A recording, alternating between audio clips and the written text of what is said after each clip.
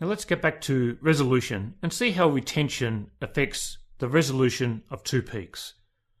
You can see from the equation displayed that a very low retention factor results in very poor resolution.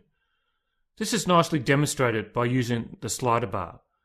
The retention factor displayed is the average of the two peaks. Changing the retention factor makes a much bigger difference to resolution at low retention factor values than at higher retention factor values.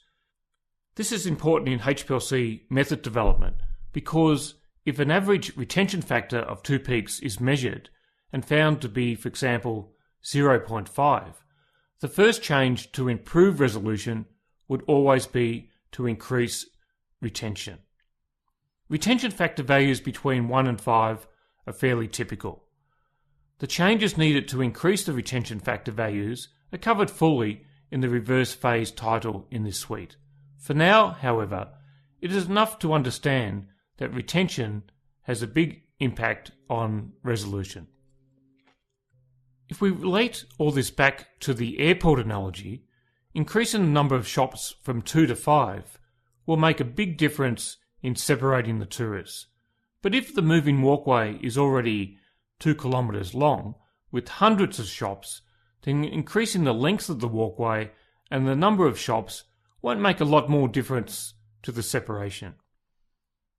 You might also notice as you move the slider bar that the peaks do get a little fatter as the retention time is increased.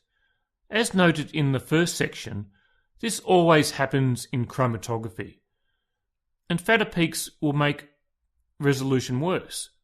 However, resolution is obviously getting better, so what is going on here? Well, often in chromatography, there are competing events. In this case, one event is that the longer the molecules are in the column, the more time they will have to spread apart, and the fatter the peak becomes.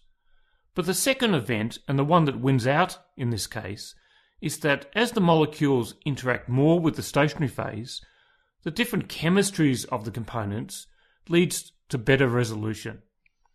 So even though the peaks do get fatter, the peaks do move apart more as each of the components have more chance to interact with the stationary phase. You might also notice, if you do the maths, that the resolution value is not exactly the result of the contribution from retention alone. There are two other contributing factors, and these are selectivity and efficiencies, which will be discussed in the next sections.